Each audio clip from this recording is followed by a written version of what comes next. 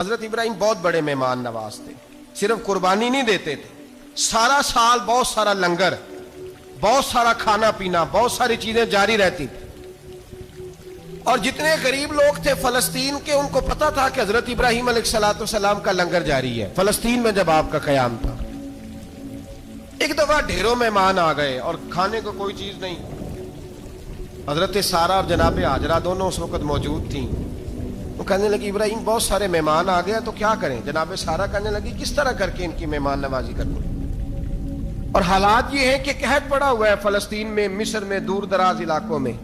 حضرت ابراہیم کہنے لگے یہ اللہ کے مہمان ہیں اور ہمیں رب کریم کا بندہ سمجھ کے آ گئے ہیں، اللہ ہی بندوبست کرے گا۔ فرمانے لگے میرا مصر میں ایک دوست ہے، وہ قحط کے دنوں میں غلہ جمع کر لیتا ہے، میں اس کی طرف پیغام بھیجتا ہوں، مجھے امید ہے وہاں سے غلہ ملے گا۔ 2 3 5 اونٹ والے غلام بلائے اور ان کو کہا کہ جاؤ غلہ لے آؤ مصر کے دوست سے۔ وہ لوگ کہتے ہیں ہم غلہ لینے گئے، وہاں جب پہنچے تو حضرت ابراہیم خلیل اللہ علیہ السلام کا پیغام دیا تو آپ کا وہ دوست کہنے لگا غلہ تو بے شمار تھا، مجھے خبر نہیں تھی کہ حضرت ابراہیم کا پیغام آئے گا، تو میں تو سارا تقسیم کر چکا ہوں، لوگ لے گئے، اب تو کوئی شے نہیں۔ اب وہ خالی آ گئے 5 کے 5 اونٹ۔ جب خالی آئے تو حضرت ابراہیم کی حویلی کی دیواریں چھوٹی چھوٹی تھیں۔ ان غلاموں میں سے، خادموں میں سے، آپ کے ان چاہنے والوں میں سے ایک کہنے لگا یار وہ غریب تو انتظار کر رہے ہوں گے کہ غلہ لینے گئے، ہمیں روٹی ملے گی۔ چھوٹی چھوٹی دیواریں ہیں، وہ جب دیکھیں گے نا خالی آ گئے تو انہیں تکلیف ہوگی، اس طرح کرو بوریوں میں ریت بھر لیتے ہیں، ریت بھر کے لے جاتے ہیں، بعد میں اندر رکھ کے انہیں سمجھا بہلا لیں گے یا حضرت ابراہیم کو بتائیں گے، وہ خود ہی ان لوگوں کی دل جوئی فرمائیں گے۔ اب غلہ کی جگہ ریت بھر کے اونٹوں پہ رکھ کے لائی گئی، لا کے بوریاں جب رکھ دی گئیں، حضرت ابراہیم علیہ السلام دوپہر کے وقت آرام فرما رہے تھے۔ بی بی سارہ اٹھی، کہتی ہیں جب میں نے دیکھا نا کہ بوریاں پہنچ گئی ہیں تو گئی، غلام کو ساتھ لیا اور اس کو جب کھولا نا تو کہتی اتنی حسین گندم میں نے پہلے کبھی دیکھی نہیں تھی، اتنا پیارا دانا میں نے کبھی ملاحظہ ہی نہیں کیا تھا۔ فرماتی ہیں جب اس کو پیس کر چکی میں روٹیاں پکائیں تو خوشبو دور دور تک پھیل گئی، اعلیٰ غذا بنی، بڑے بڑے کھانے بیویوں نے مل کے پکائے، چن دیے گئے۔ حضرت ابراہیم اٹھے تو لوگ کھانا کھا رہے ہیں، سجدہ شکر ادا کیا، اور جب سجدے میں گئے تو وحی آنے لگی، پھر رونے لگے۔ جب پلٹ کر باہر تشریف لائے تو جناب سارہ کہنے لگی ابراہیم تمہارا مصری یار بڑا اچھا ہے، اس نے اتنی اعلیٰ گندم بھیجی ہے کہ اتنی تو میں نے پیاری گندم کبھی دیکھی نہیں۔ جناب ابراہیم مسکرائے، فرمانے لگی سارہ یہ مصری یار نے نہیں بھیجی، یہ میرے عرشی یار نے بھیجی ہے، یہ میرے عرشی یار نے بھیجی ہے۔ بھائی مہمان نوازی مزاج تھا، ہاتھ لٹا دینا مزاج تھا، دوسروں کی اشکشوئی مزاج تھا۔ حضرت ابراہیم علیہ السلام کا طریقہ ہے قربانی، حضور نے ان کا طریقہ بیان کیا۔ اگر سال کے بعد قربانی دینا ان کا طریقہ ہے تو سارا سال غریبوں کو روٹی دینا بھی حضرت ابراہیم کا طریقہ ہے، سارا سال غریب کی نوکری کرنا یہ بھی حضرت ابراہیم کا طریقہ ہے، بھوکے کو کھانا کھلانا یہ بھی میرے مصطفیٰ کریم سید عالم صلی اللہ علیہ وسلم سے صحابہ نے پوچھا حضور بہترین مسلمان کون ہے؟ بہترین مسلمان تو حضور نے فرمایا جو سلام لینے میں پہل کرے اور غریب کو روٹی کھلانے میں سب سے اچھا ہو، وہ بہترین مسلمان ہے، زبردست مسلمان۔ ہمارے ہاں دعوتیں ہوتی ہیں تو امیروں کی، افطاریاں ہیں تو امیروں کی، اور میرے مصطفیٰ کریم علیہ السلام نے فرمایا بدترین دعوت ہے جس میں امیر بلائے جائے غریب نہ بلائے جائے، وہ بدترین دعوت حضرت ابراہیم کا طریقہ رہا، ساری زندگی مہمان نوازی۔ ایک وقت ایسا آیا کہ اللہ تعالیٰ نے حضرت ابراہیم کو بہت زیادہ مال عطا فرمایا، اتنے اونٹ گنے نہیں جاتے، گائیں اتنی زیادہ کہ شمار نہیں ہوتی، بکرے بکریاں اتنی زیادہ کہ شمار، بہت زیادہ مال اللہ نے عطا فرمایا۔ اور ابھی کچھ عرصہ پہلے آپ پیچھے جائیں نا تو جو لفظ مال تھا وہ روپے پہ تو بولا ہی نہیں جاتا تھا، وہ جانوروں پہ بولا جاتا تھا۔ بہت زیادہ مال اللہ نے دیا، بکریاں، گائیں، اونٹ، بیل، بڑا کچھ۔ رب کریم نے فرشتوں سے فرمایا کہ واتخذ اللہ ابراہیم خلیلا، ابراہیم میرا دوست ہے۔ تو فرشتے کہنے لگے یا اللہ جسے اتنا کچھ دیا جائے اس نے دوست تو بننا ہی ہوتا ہے، تو نوازا ہی پڑا ہے، اتنا مال، اتنے کھیت کھلیان، اتنا کچھ۔ اللہ کریم نے فرمایا جاؤ آزمائش کر لو، امتحان لے لو۔ فرشتہ امتحان لینے پہنچ گیا، حضرت ابراہیم کے جانور چر رہے ہیں چراگاہ میں، حضرت ابراہیم بھی ہیں، غلام بھی ہیں، بہت بڑا ریوڑ ہے، آپ تشریف فرمائیں۔ ایک فرشتہ آیا تو کھیت میں چھپ کے بیٹھ گیا اور بلند آواز سے کہنے لگا سبحان اللہ والحمد للہ ولا الہ الا اللہ واللہ۔ یہ تسبیح بڑی پسند ہے، محبوب نے ان کی فضیلت بیان کی۔ اب وہ حضرت سیدنا ابراہیم علیہ السلام کھڑے تھے تو وہ کھیت میں بیٹھ کے تسبیح پڑھنے لگا سبحان اللہ والحمد للہ ولا الہ الا اللہ۔ حضرت ابراہیم کہنے لگے یہ میرے رب کا نام کون لے رہا ہے؟ بڑی اس کی میٹھی آواز ہے، بڑی کون ہے؟ ڈھونڈنے لگے، گھومتے گھومتے اس کے پاس چلے گئے، فرشتہ انسانی شکل میں، تو میرے رب کا ذکر کر رہا تھا؟ اس نے کہا میں ہی کر رہا تھا۔ فرمانے لگے یار ایک دفعہ پھر نہیں کرتا؟ تو کہنے لگا ابراہیم پہلے تو میں اپنی مرضی سے کر رہا تھا، تو کہتا ہے تو پیسے لگیں گے، پیسے ہیں تو کر دیتا ہوں۔ حضرت ابراہیم کہنے لگے بول تو کیا لے گا؟ میرے اللہ کا ذکر سنانے کا کیا لے گا؟ کہنے لگا جتنی بکریاں آپ چرا رہے ہیں ساری دے دے تو میں اللہ کا ذکر سنا دیتا ہوں۔ آپ نے فرمایا بس جا تیری ساری ہوئی، میرے رب کا ذکر سنا۔ اور پھر شروع ہو گیا سبحان اللہ الحمدللہ ولا الہ الا اللہ واللہ اکبر۔ حضرت ابراہیم علیہ السلام کیف میں یار پھر ذرا سنا، نا علما وچ پھسا سانو، تو یار دی گل سنا سانو، ذرا دوبارہ سنا۔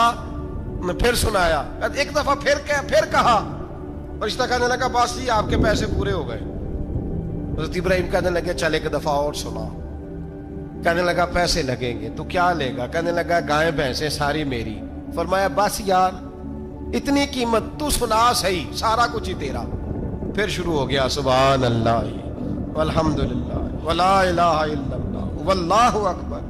گائیں دے دیں، بھینسیں دے دیں، وہ ذکر سناتا ہے۔ حضرت ابراہیم کبھی مچلتے ہیں، کبھی روتے ہیں، کبھی آہیں پڑھتے ہیں، تو میرے رب کا نام لے رہا ہے، ذرا پھر سے لے۔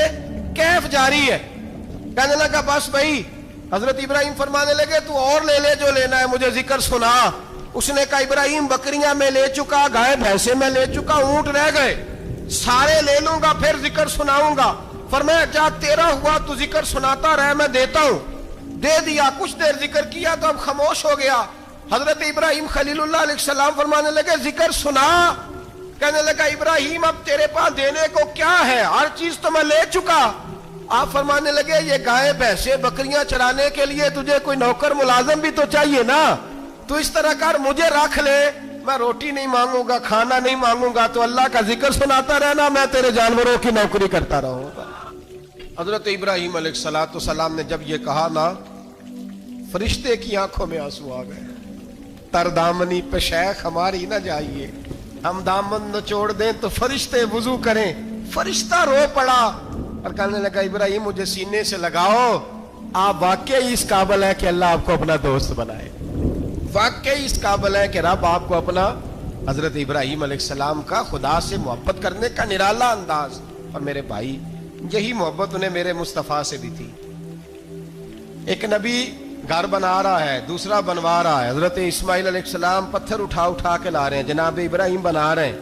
جب خانہ کعبہ بن گیا تو کہنے لگے ربنا وابعث فیہم رسولا، اے اللہ اب اسے بسانے کے لیے اپنا آخری رسول بھی عطا فرما۔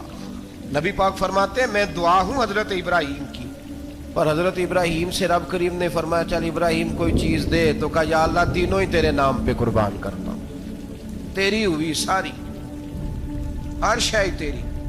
حضرت ابراہیم نے دین کے لیے، آپ شہر بابل کے قریب پیدا ہوئے تھے، وہاں سے مصر آئے، مصر سے فلسطین آئے، اور فلسطین سے آ کر کے کعبہ آباد فرمایا۔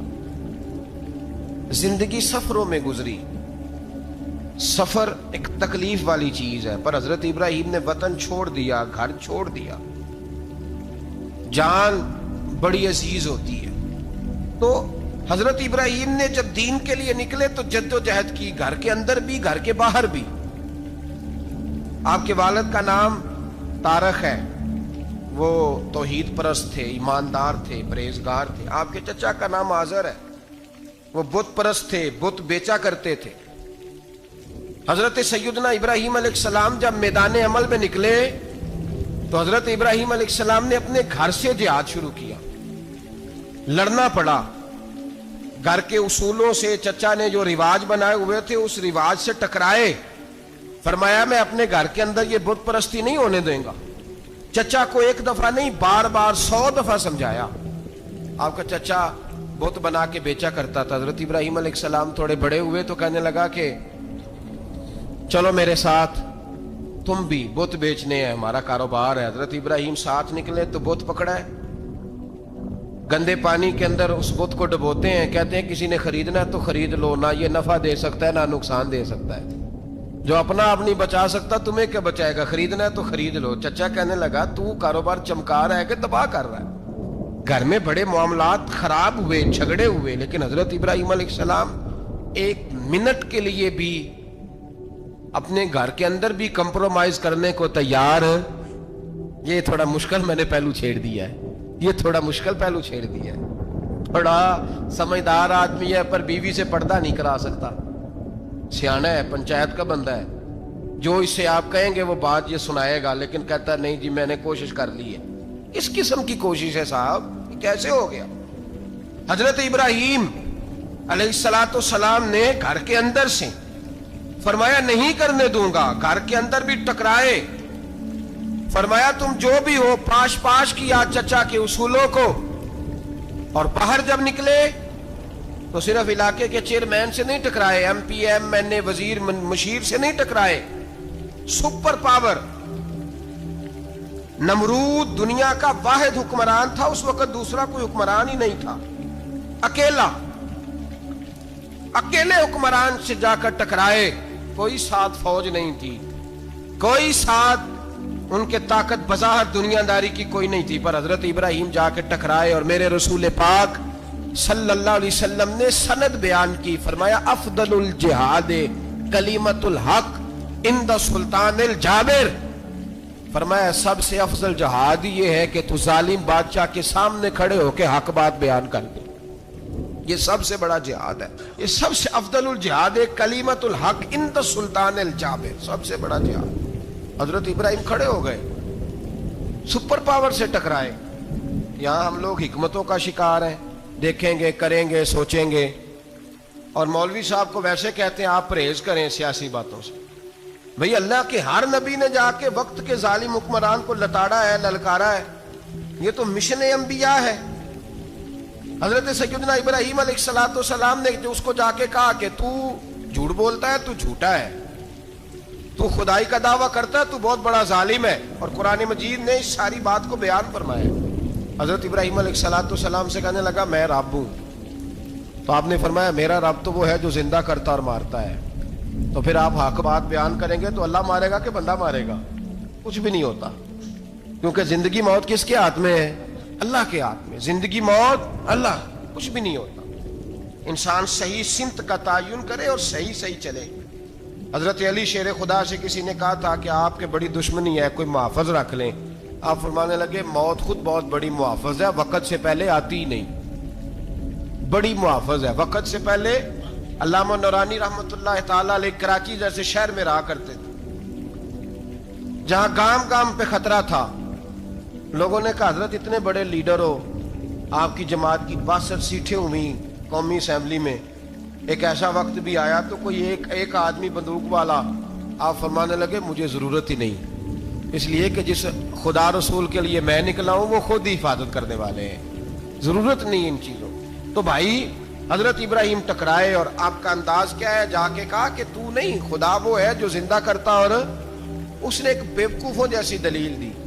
ایک آدمی کو کل پھانسی دینی تھی تو اس کو بلایا, کہنے لگا تجھے کب پھانسی ہے؟ اس نے کہا کل. کہنے لگا جا تجھے آزاد کیا, زندگی دی, اس کو چھٹی دے دی. ایک عام آدمی بیچارہ بیٹھا تھا, اس کو پکڑ کے نا کہنے لگا اس کی گردن اڑا دو. کہنے لگا دیکھ لو میں بھی زندہ کرتا اور مارتا ہوں, وہ جو کل مرنے والا تھا میں نے زندہ کر دیا ہے, اور جس کو پتہ ہی نہیں تھا کہ میں نے مرنا ہے اسے پکڑ کے میں نے مار دیا ہے. یہ بیوقوفوں جیسی دلیل ہے. حضرت سیدنا ابراہیم علیہ السلام چاہتے تو اسی وقت دلیل توڑ دیتے کہ تو کیا بیوقوفوں جیسی بات کر رہا ہے, اگر تو زندگی دیتا ہے تو مرے ہوئے میں جان ڈال کے دے جس کو تو نے مارا ہے. لیکن حضرت ابراہیم نے دیکھا کہ بیوقوف ہے, بیوقوفوں سے بحث نہیں ہوتی, دلیل بدل لی جاتی ہے, ان کی عقل کے مطابق بات کی جاتی ہے. حضرت ابراہیم فرمانے لگے میرا رب وہ ہے جو سورج مشرق سے نکالتا ہے اور مغرب میں غروب کرتا ہے. تو اگر رب ہے تو تو مغرب سے نکال کے مشرق میں غروب کر. فبہت الذی کفر، کافر لاجواب ہو گیا، اس کے پاس اس چیز کا کوئی جواب نہیں تھا۔ علامہ اسماعیل حقی نے خوبصورت فقرہ لکھا ہے، خوبصورت جان ڈال دی ایک جملہ کہہ کے۔ حضرت سیدنا علامہ اسماعیل حقی رحمت اللہ علیہ فرمانے لگے چونکہ نمرود بیوقوفوں جیسی باتیں کر رہا تھا، اگر وہ یہ کہہ دیتا نا کہ میں سورج کو نکالتا ہوں مشرق سے، میں غروب کرتا ہوں معاذ اللہ مغرب میں نکالتا ہوں، تو آپ اپنے رب سے کہیے کہ وہ مغرب سے نکال کے مشرق میں غروب کرے۔ علامہ اسماعیل حقی فرماتے ہیں رب کریم کی آواز قدرت تھی، مالک حضرت ابراہیم علیہ السلام کے اس اگر وہ کہہ دیتا اور حضرت ابراہیم دعا کر دیتے تو رب کریم نے فرشتوں کو تیار بٹھایا ہوا تھا۔ فرمایا اگر یہ کہہ دے میرے خلیل سے کہ سورج مغرب سے نکال کے مشرق میں غروب کرنا ہے تو تیار رہنا، جس طرح خلیل کہیں گے ویسے ہی کر دیں گے۔ واتخذ اللہ ابراہیم خلیلا، ابراہیم ہمارا دوست جو ہوا، جیسے کہے گا ویسے کر دیں گے۔ حضرت سیدنا ابراہیم علیہ السلام کی باتوں کا جب جواب نہ دے سکا، دلیل نہیں بندہ دیتا، پھر لڑائی کرتا ہے، پھر جھوٹے موٹے اعتراض کرتا ہے۔ دلیل ختم ہوتی ہے تو لوگ ذاتیات میں اترتے ہیں، کہتے ہیں یہ کھانستا صحیح نہیں، دیکھتا صحیح نہیں، دلیل ختم۔ اب ذاتیات پہ اترے، کہنے لگے مجھے پتہ چلا ہے کہ یہ فلانی جگہ گیا تھا تو وہاں جا کے اس نے اس طرح کیا ہے۔ پھر لوگ ذاتیات پہ اترتے ہیں، جب دلیل کا جواب دلیل سے نہیں دے پاتے پھر ذاتیات پر اتر کر حملے کرتے ہیں۔ حضرت ابراہیم کے دلائل کا جواب نمرود نہ دے سکا تو کہنے لگا کہ اس کو آگ میں ڈال دو۔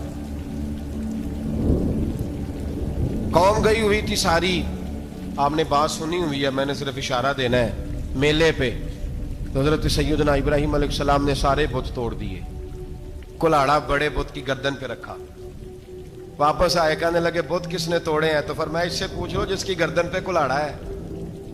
کہنے لگے یہ تو بول ہی نہیں سکتا، تو فرمانے لگے بڑے بیوقوف ہو جو بولتا ہی نہیں، سنتا ہی نہیں، اپنا آپ نہیں بچا سکتا، اس کی پوجا کرتے ہو؟ کہنے لگے پکڑو دلیلیں ختم ہو گئی، اس کو آگ میں ڈالو۔ بہت بڑی حویلی 45 فٹ مربع پہ مشتمل ایک حویلی بنائی گئی اور 45 فٹ اونچی۔ مختلف روایات، علامہ اسماعیل حقی کہتے ہیں کہ 3 مہینے تک نمرود نے کہا کہ اس کے اندر لکڑیاں ڈالو۔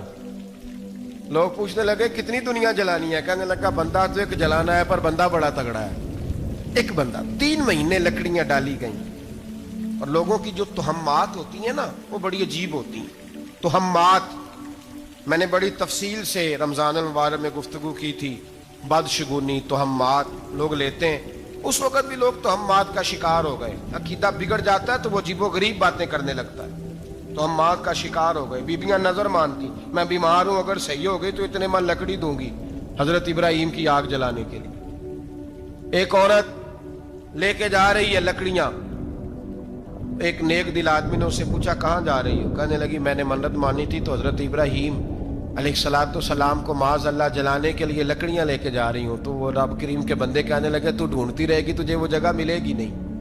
وہ بی بی کئی مہینے گھومتی رہی، جگہ ہی نہیں ملی جہاں لکڑیاں ڈالنی، ماری گئی۔ تہمات کا شکار ہوئے بہت سارے لوگ، تہمات کا۔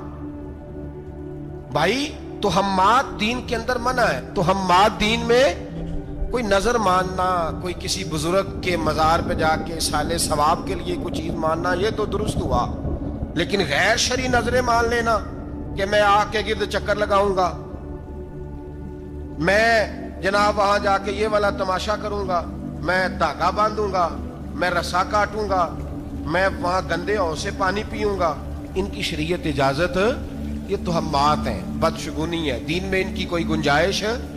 آپ نظر ماننے سے پہلے بھی کسی عالم سے رابطہ کریں کہ میں منت مانگنے لگاؤں تو کیسے ماننی چاہیے کا طریقہ پوچھیں، ایسے ہی غلط چیز کی منت تھوڑی مان لی جائے گی۔ بہرحال آمدہ برسرے مطلب حضرت ابراہیم کے لیے آگ جلائی گئی، 45 فٹ اونچی آگ ہے، پرندہ بھی اوپر سے گزرتا ہے تو نیچے گر جاتا ہے جل کے، اتنے دن لگا کے آگ جلائی گئی۔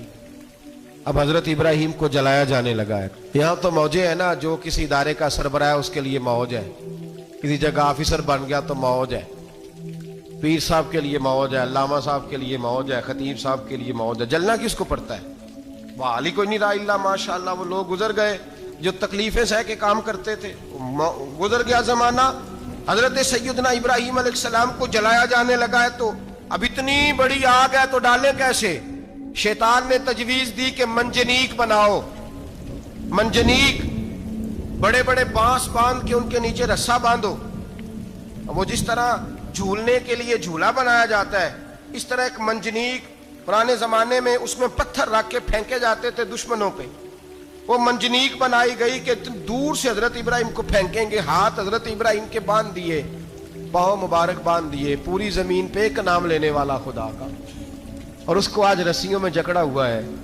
جب پھینکا جانے لگا نا آگ میں, حوریں رونے لگی, فرشتے تڑپنے لگے, اے اللہ یہ کیا ہونے لگا ہے؟ ایک تیرا خلیل اور وہ بھی آگ میں. فرمایا جاؤ جا کے اس سے کہو اگر تمہاری مدد لیتا ہے تو اسے بچاؤ. ہوا کا فرشتہ آیا, کہا ابراہیم اگر تو کہے.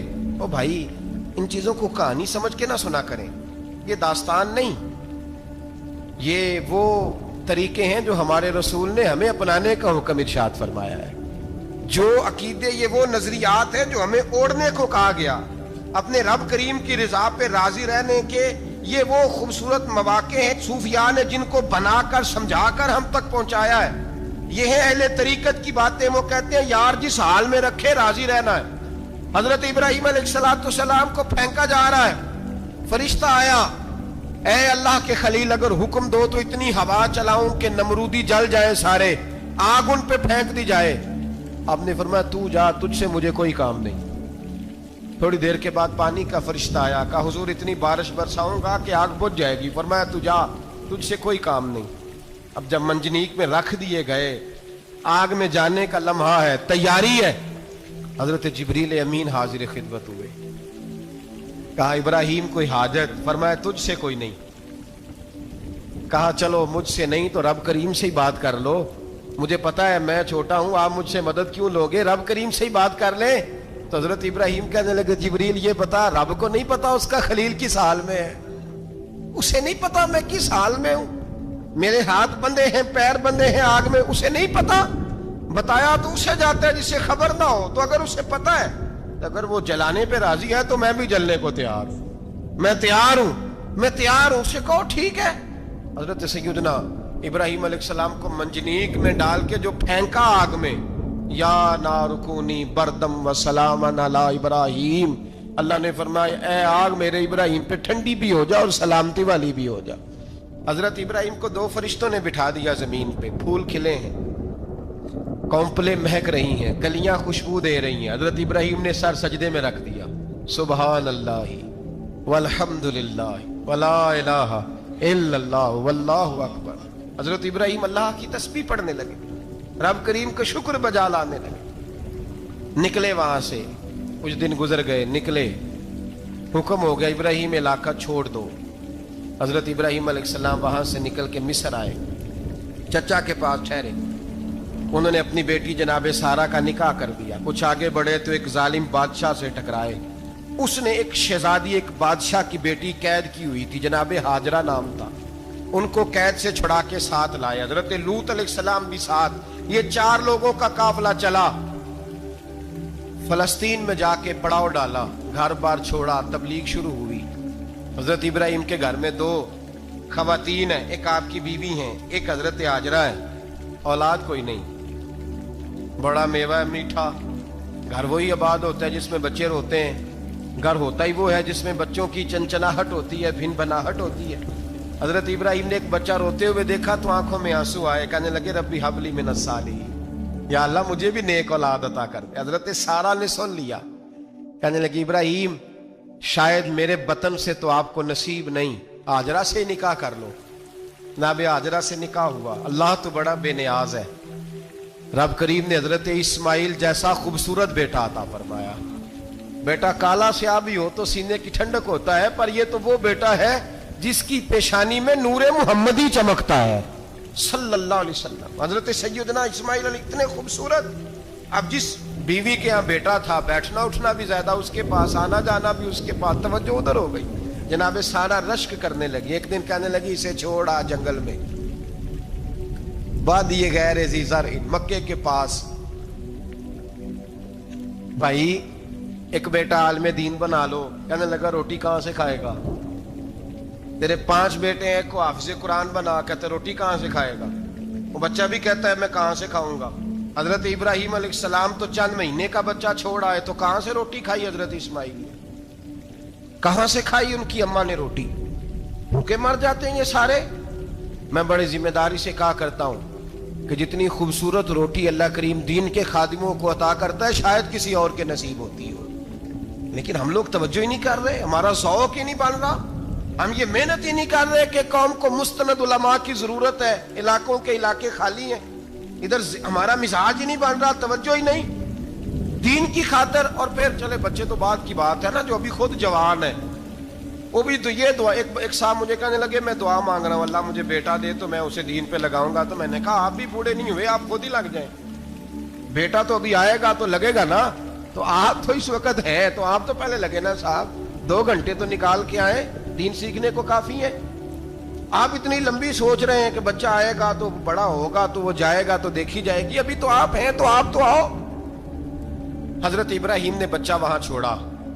یہاں سے جو عمرہ کرنے لوگ جاتے ہیں نا، جو حج کرنے جاتے ہیں، ان کو پتا ہے کہ وہاں دنیا کی ہر نعمت ملتی ہے، پھر بھی ڈبل ٹرپل پیسے لوگ جیبوں میں ڈال کے جاتے ہیں۔ حضرت ابراہیم جب وہاں لے کے گئے تو کوئی انسان نہیں تھا، پانی کا قطرہ نہیں تھا، 2 کلو کھجوریں، ایک مشکیزہ، بیوی کو تھمایا۔ ہمارے گھر میں ہزاروں چیزیں پڑی ہیں، لیکن وہ جو توکل ہے نا وہ ختم ہو گیا ہے۔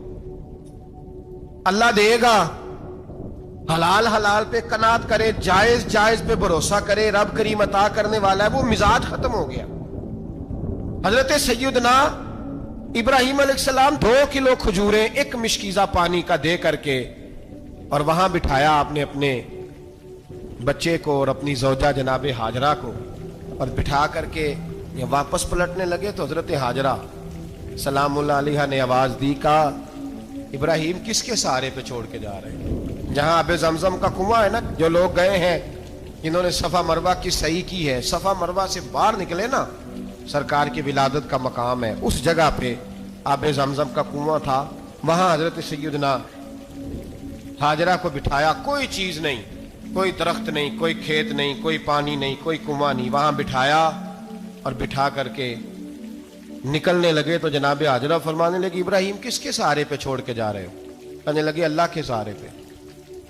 تو پاک باز بی بی نے ایک لفظ پوچھا، کہا ابراہیم یہ میرے رب کا حکم ہے، یہ میرے، بس جن کا عقیدہ توحید مضبوط ہو ان کے لیے ایک جملہ کافی ہوتا ہے، یہ میرے اللہ کا حکم ہے۔ تو جناب ابراہیم علیہ السلام فرمانے لگے ہاجرہ ہاں رب کا حکم ہے۔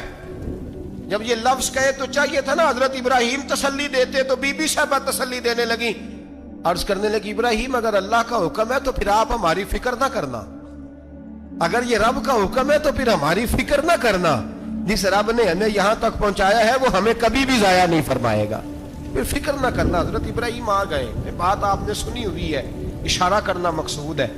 13 سال میں چلے مان بھی لیا جائے بعض روایات کی روشنی میں کہ آتے جاتے بھی رہے، لیکن مکمل دیکھ بھال اپنے بچے کی پرورش میں پورا حضرت ابراہیم علیہ السلام کا کردار، سارا کردار ماں کا تھا۔ میں جب خواتین کے بارے میں کوئی بات کرتا ہوں تو میں آپ کو اکثر کہتا ہوں کہ یہ صرف بیوی کے لیے حکم نہیں ہوتا، یہ ٹریننگ بیٹی کو دینی ہے اور بہن کو دینی ہے، یہ تربیت کرے اپنے گھر میں۔ میں تجربے کی روشنی میں یہ بات عرض کیا کرتا ہوں کہ بھائی بچے باپ کے فرما بردار اس وقت ہوتے ہیں جب اماں انہیں باپ کا فرما بردار کرتی ہے، اور بچے باپ کے نافرمان بھی تب ہوتے ہیں جب اماں انہیں باپ کا۔ میں نے اپنے کانوں سے سنا ایک دفعہ ایک بچہ اپنے باپ سے کہہ رہا ہے آپ نے تو ساری زندگی باہر گزار دی، پیسے کمانا کون سا مشکل کام ہے، دکھ سکھ تو سارے اماں نے برداشت کیے، سکولوں میں وہ جاتی تھی، فلانا کام وہ کرتی تھی، فلانا کام۔ اب یہ سوچ اس کی ذاتی تو نہیں، یہ اس کو دی گئی ہے، اور اگر اس کو یہ سوچ دے دی جائے کہ اماں کہے کہ میں تو اپنوں میں رہی ساری زندگی، میں نے تو اپنوں میں وقت گزارا، اور تیرا باپ تو کئی دفعہ جنازے بھی نہیں پڑھ سکا، نے تو ماں باپ ایسے دفن کر دیے، وہ اگر یہ سوچ فراہم کرے تو پھر بچہ باپ کا فرما بردار ہوتا ہے۔ اور یہ والی روایتیں ہم بیوی کو سناتے ہیں، حالانکہ کس کو سنانی چاہیے؟ بولیے، بہن اور بیٹی کو, بہن اور بیٹی کو سنائیں یہ باتیں, ان کو سمجھائیں, تاکہ آگے جا کے وہ جو گھر ترتیب دیں وہ گھر بڑا عمدہ اور نکھرا ہوا ہو. حضرت سیدنا ابراہیم 13 سال کے بعد آئے, چونکہ گھر میں اللہ تبارک و تعالیٰ کی دوستی کا چرچا تھا, اللہ تبارک و تعالیٰ کی محبوبیت کا غلبہ تھا. 13 سال کے بعد فلما بالغ معہ سعیا, بیٹا جب اتنا بڑا ہوا کہ ساتھ چلنے لگا, تو حضرت ابراہیم نے اپنے بیٹے کو بلا کے کہا, بیٹا مجھے خواب آئی ہے, میں تجھے ذبح کر رہا ہوں, تیری کیا رضا ہے؟ تو حضرت اسماعیل کہنے لگے, یا ابت افعل ما تؤمر, ابا جی اللہ جیسے حکم دیتا ہے میرے ساتھ ویسے ہی کریں, جیسے اللہ حکم دیتا ہے ویسے ہی, بولیے ویسے ہی کریں. حضرت حاجرہ کو کہا کہ ایک دوست نے دعوت کی ہے تو وہاں جا رہے ہیں. بی بی مطمئن ہے, تفصیلات کی ضرورت نہیں, ختم بات, اعتبار ہے, مطمئن ہو گئی. شیطان پیچھے سے آیا اماں کے پاس, ذرا تھوڑی دیر کے لیے تصور جمائیے, یہاں تو پڑوسن آ کے کوئی بات بتا دیتی ہے خاوند کے بارے میں تو کئی مہینے جھگڑا جاری رہتا ہے, پڑوسن محلے دار. شیطان نے آ کے بتایا لفظ کیا ہے, کہا حاجرہ تمہیں پتا ہے کہاں جا رہے ہیں؟ کہا دوست کی دعوت میں. تو کہنے لگے دوست کون ہے؟ رب کریم. اور ابراہیم کا خیال ہے کہ اس رب نے مجھے حکم دیا ہے کہ میں ذبح کروں. تو حضرت حاجرہ کہنے لگی کبھی باپ بھی بیٹا ذبح کرتے ہیں؟ شیطان کہنے لگا ان کا خیال ہے کہ ان کے رب نے حکم دیا ہے. جناب حاجرہ فرمانے لگی اگر رب نے حکم دیا تو پھر تو مجھے شیطان لگتا ہے, تو مجھے شیطان لگتا ہے. کا کیا مطلب؟ فرمانے لگی اگر رب کریم کا حکم ہے تو میرے پاس ایک اسماعیل ہے, اگر 1000 بھی ہوتے میں سارے اللہ کے راستے میں پیش کر دے دیتی. مالک کا ہی تو ہے سارا کچھ, اسی کا ہے, اس میں لیت اللہ کی کیا گنجائش. حضرت سیدنا ابراہیم علیہ الصلوۃ والسلام نے بیٹے کے حلق پہ چھری رکھ بھی دی اور چھری چلا بھی دی, رکھ بھی دی, اور وہ تو اللہ کریم نے فرمایا یا ابراہیم قد صدقت الرؤیا, ابراہیم تو نے خواب سچا کر دکھایا, وہ قیامت تک تیرا نام رہے گا. حضرت ابراہیم نے وطن بھی دیا, جان بھی دی, بیٹا بھی, اللہ کریم نے دمبے دیے, فرمایا یہ فدیہ ہے. اب یہ قربانی قیامت تک حضرت ابراہیم کے طریقے کے مطابق جاری ہے. حضرت ابراہیم بہت بڑے مہمان نواز تھے, بہت بڑے. آپ جب مصر میں قیام تھا تو بڑے بڑے لمبے چوڑے لنگر پکتے تھے, لوگ آیا جایا کرتے تھے, بڑا تفصیل کے ساتھ کھانا ہوتا تھا. مہمان نوازی آپ کی خاص صفت مبارکہ ہے. ہمارے ہاں بھی مہمان نوازی ہوتی ہے امیروں کی, بلکہ اب تو مہمان نوازی اس طرح کی ہے کہ کل تیری میرے پاس دعوت ہے اور پرسوں میری تیرے پاس ہے. وہی امیروں میں وہ چکر رہتا ہے, پارٹیاں دوست ایک دوسرے کو ڈالتے ہیں, تیری طرف پارٹی تیری طرف, اور اسی انداز میں اب یہ عید آئے گی نا, ٹکا پارٹیاں ہوں گی جگہ جگہ, اور لوگ سوال پوچھنے لگے ابھی سے, کہتے ہیں قربانی کا کتنا گوشت گھر رکھنا جائز ہے, قربانی کا کتنا گوشت گھر رکھنا جائز ہے؟ سارا ہی جی, ہاں, اس لیے فریزر لے لے, فریج سے نہیں کام چلے گا, سارا ہی جہاز گھر رکھنا سارا ہی جائز ہے, رکھ لیں. او خدا کے بندے, قربانی وہ بندہ دیتا ہے جو سارا سال ہی گوشت کھاتا ہے. صحیح کہہ رہا ہوں؟ قربانی صاحب نصاب صاحب استطاعت بندہ دیتا ہے نا, تو وہ سارا سال ہی گوشت, تو سارا گھر میں رکھنا بھی جائز ہے, لیکن سارا دے دینا بھی. تو جو آ رہی ہے اس پہ کیوں توجہ کرتے ہو, جو دوسرا جائز ہے اس پہ کیوں نہیں عمل کرتے؟ سارا تقسیم کر دیں, بات ختم ہوئی. یقین کریں محرم میں جا کے دوست ٹیلی فون کر کے سوال پوچھتے ہیں, کہتے ہیں صاحب سنا ہے قربانی کا گوشت محرم میں کھانا جائز نہیں. میں کہ نہیں, ربیع الاول چ بھی جائز جی, رجب رمضان تک کھاؤ, کوئی بندہ نہیں منع کرتا, اس لیے کہ کسی کو دینا تو پسند ہی نہیں. یا پھر اس میں سے جو خاص چیزیں ہیں وہ اپنی فریج میں, اور باقی جو ہے وہ دوسروں کے لیے. یہ کیا طریقہ ہے ہمارا, اور اسی پہ عمل ہے. اللہ تبارک و تعالی ہمیں سمجھنے کی توفیق عطا فرمائے. یہ قربانی حضرت ابراہیم کا طریقہ ہے. حضور نے اگرچہ نبی پاک کی اپنی سنت تھی, یہ بھی کہہ سکتے تھے سنتی و سنت ابیکم ابراہیم, میری سنت ہے اور تمہارے باپ ابراہیم کی سنت ہے. یہ نہیں فرمایا. جب صحابہ نے کہا قربانی کیا ہے, فرمایا سنت ابیکم ابراہیم, یہ تمہارے باپ ابراہیم کی سنت ہے. ہر صاحب نصاب پر قربانی واجب ہے. جو زکوٰۃ کا نصاب رکھتا ہو اس پر قربانی واجب ہے, یعنی ضروریات سے زیادہ اتنے پیسے, جتنے پیسوں سے زکوٰۃ فرض ہوتی ہے اتنے پیسے جس آدمی کے پاس कुर्बानी से पहले पहले आ जाएं, उस आदमी पर कुर्बानी करना वाजिब है। बकरा, छतरा, दुम्बा 1 साल का या दुम्बा 6 महीने का हो पर इतना बड़ा महसूस होता हो कि लगे कि 1 साल का है, उसकी कुर्बानी हो सकती है। जानवर में कोई ऐब नहीं होना चाहिए, इतना कमजोर ना हो कि ज़िबा जहाँ उसे करना है वहां वो चल के जा ना सके, इतना कमजोर जानवर ना हो, उसके अंदर बज़ाहिर कोई इतना बड़ा नक्स ना पाया जाता हो, काना ना हो, लंगड़ा ना हो, कोई उसकी हाथ ना कटे हुए हो, ऐसा नक्स जो वाजे हो। बकरा 1 साल का, गायें और भैंस ये 2 साल की, ऊंट 5 साल का। अब इसमें यह है कि हमारे बहुत सारे दोस्त, चूंकि हम देहाती लोग हैं, तो पूछते हैं कि दोंदा नहीं है तो चौगा नहीं है, तो ये हमारी पंजाबी की इस्तिलाहात है, पंजाबी की। शरीयत इस्लामिया ने साल बताए हैं, ये तो हमने अपनी आसानी के लिए, या देहातों में जो माहौल था इस तरह का जानवर लें, खूबसूरत जानवर लें। जो निसाब है वो भी मैंने आपको बताया, लेकिन एक और पहलू भी है। नबी पाक सल्लल्लाहु अलैहि वसल्लम पे ज़कात कभी फर्ज नहीं हुई, कभी हुजूर पे ज़कात फर्ज नहीं हुई। नबी पाक सल्लल्लाहु अलैहि वसल्लम के पास इतना सरमाया कभी इकट्ठा हुआ ही नहीं कि ज़कात फर्ज हो। लेकिन नबी पाक के सहाबा फरमाते हैं कि मदीने के 10 सालों में अल्लाह के रसूल ने हर साल कुर्बानी फरमाई है, हर साल कुर्बानी दी। और जिस साल हुजूर हज करने गए उस साल अल्लाह के नबी ने 63 ऊंट ज़िबा फरमाए। और हुजूर सल्लल्लाहु अलैहि वसल्लम जब ऊंट ज़िबा करने लगते ना, तो सहाबा कहते हैं ऊंट खुद दौड़ के हुजूर के सामने आके लेट जाता, और नबी पाक उसे ज़िबा करते और फरमाते हैं एक दूसरे को धक्के देते ऊंट के, पहले मैंने जाना है ज़िबा होने के लिए, पहले मैंने। उन्हें पता था कि जो मुस्तफ़ा के हाथों ज़िबा होगा वो तो दायमी जिंदगी पा जाएगा, यहां भी वहां भी जिंदा। 63 ऊंट ज़िबा किए। एक ऊंट में कितनी कुर्बानियां होती हैं? 7। अब 63 को 7 से ज़रब दोगे तो कितनी बनेगी? और फिर नबी पाक सल्लल्लाहु अलैहि वसल्लम ने 10 साल मदीना मुनव्वरा में कुर्बानी दी, हर साल। अब वो 63 ऊंट, एक ऊंट में 7 कुर्बानियां, हर साल यहाँ कुर्बानी। और मौला अली शेर खुदा फरमाते हैं नबी पाक 2 कुर्बानियां देते। मैंने कहा हुजूर 2 जानवर ज़िबा कर रहे हैं आप, तो हुजूर ने फरमाया एक मेरी तरफ से, एक मेरी उम्मत की तरफ से, गरीबों की तरफ से। और हजरत अली को हुजूर ने वसीयत फरमाई तू 2 दिया करेगा। या रसूल अल्लाह सल्लल्लाहु अलैहि वसल्लम मैं गुलाम हूं, खादिम हूं। हुजूर ने फरमाया अली एक तूने अपनी देनी है, एक मेरी तरफ से देनी है। 2 कुर्बानियां। मौला अली ने भी सारी जिंदगी 2 कुर्बानियां दी। हजरत अली भी माल के निसाब नहीं थे, अपना मकान ही नहीं था, कोई कारोबार नहीं था, कई कई दिन फाके रहते थे, पर कुर्बानियां कितनी देते थे? 2। हमारे पास वैसे अगर ससुराल में, मेके में, कजनों में कुछ शादी हो जाए तो 50-60 हजार का खर्चा बराबर है, वो पक्का है। और कुर्बानी की बारी गरीब हो गए, सारे गरीब हो गए। कहते नहीं यहाँ मुश्किल है। और खुदा के बंदे अल्लाह के साथ तिजारत कर, उसके रास्ते में 1 देगा, रब तुझे 70 गुना इजाफा के साथ अता फरमाएगा। कुर्बानी माल के निसाब पे है।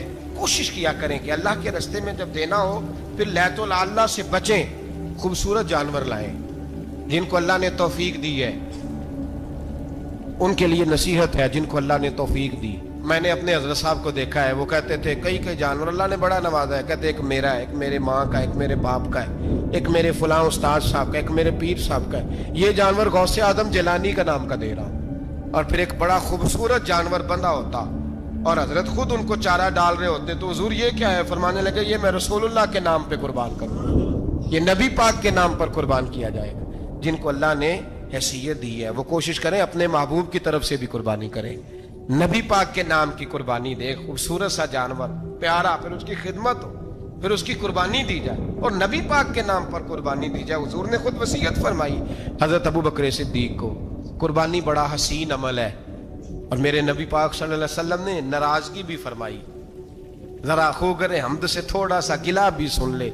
मेरे हबीब ने फरमाया जो ताकत के बावजूद कुर्बानी ना करे वो हमारी ईदगाह में ईद की नमाज पढ़ने ना आए, वो ना आए। और या रसूलल्लाह जो करेगा, फरमाया कुर्बानी के जानवर का खून का कतरा बाद में जमीन पे गिरेगा, अल्लाह उसके सारे गुनाह पहले माफ फरमा देगा, अल्लाह उसके सारे गुनाहों को बख्शेगा। कुर्बानी करें, खूबसूरत अंदाज में करें, अल्लाह की रिजा के लिए। बुजुर्गों ने लिखा है 3 हिस्से करो गोश्त के, एक घर में रखो, एक रिश्तेदारों में बांटो, पड़ोसियों में बांटो, और तीसरा फकत गरीबों को दो। لیکن میں اکثر یہ سوچتا ہوں کہ ہمارے ہاں قربانی کرتا ہی وہ ہے جن کے گھر میں ہر جمعرات کو چھوٹا گوشت پکتا ہے، اور جن کے گھر میں ہفتے میں 3 دفعہ مرغی کا گوشت پکتا ہے، وہی تو قربانی دینے کے قابل ہوتے ہیں۔ تو وہ بھی اگر قربانی کے بکرے میں سے بھی تیسرا رکھنا چاہیں تو اجازت تو ہے، میں نے کہا سارا رکھنے کی بھی اجازت ہے، لیکن اگر آپ مہربانی کریں، کوشش کریں کہ یار ہم تو سارا سال ہی کھاتے ہیں، اور ہمارے یہاں جو گوشت تقسیم ہوتا ہے نا وہ بھی باری لگی ہوئی ہے، ادھر سے پلیٹ آئی تھی گوشت کی تو ادھر سے بھر کے چلی گئی، بھئی اس نے کی ہے، اس کو بار بار گوشت دینے کا کیا مطلب ہے؟ آپ یہ دیکھیں عزیزوں میں، رشتہ داروں میں، اور میں اگر تھوڑا سا آپ کی توجہ کرانے میں کامیاب ہو جاؤں تو سفید پوش لوگوں کو دیکھیں، کچھ سفید پوش ہیں، سفید پوش جن کے اوپر قرضے ہیں، بیماریوں نے جکڑ لیا ہے، گھر میں بڑے بڑے سخت مریض آ گئے ہیں، سفید پوش پہلے دیا کرتے تھے، آپ ان سے پوچھتے ہیں صاحب قربانی، تو بات کو ٹالتے ہیں، وہ کہتے ہیں سوچ رہا ہوں کوئی حصہ اسا ڈال جائے، پردہ پوشی کرتے ہیں، کہتے ہیں کہیں حصہ رکھا ہوا، پردہ پوش۔ اکثر وہ لوگ قربانی نہیں دے پاتے، اکثر دیا کرتے تھے اب نہیں دے پا رہے، کیوں؟ اس لیے کہ مشکلات ایسی آ گئیں۔ ان لوگوں کا خیال کریں، ان کے گھروں تک گوشت پہنچا کے آئیں، ان پر توجہ کریں۔ وہ سفید پوش آدمی کبھی ذکر نہیں کرے گا، کچھ تو ایسے ہیں جو خود پہنچ جاتے ہیں کہ ہمیں گوشت دیا جائے، لیکن کچھ سفید پوش ہیں لا یسألون الناس الحافا، اللہ فرماتے ہیں کچھ لوگ لپٹ لپٹ کے سوال نہیں کرتے، سفید پوشی کا بھرم رکھتے ہیں، کا مزاج نہیں۔ ان کی طرف دیکھیں، اپنے رشتہ داروں کو دیکھیں، خاص کر ان رشتہ داروں کو دیکھیں جن کا آپ کو پتہ ہے کہ غریب ہیں، مجبور ہیں، ان کے گھروں میں گوشت بھیجیں، غریب بیٹیوں، غریب بہنوں کا خیال کریں، اس طرف متوجہ ہوں، ان کے ساتھ اس نے سلوک کریں، اس طرف آپ لوگ خیال کریں۔ اللہ ہمیں سمجھنے کی توفیق عطا فرمائے۔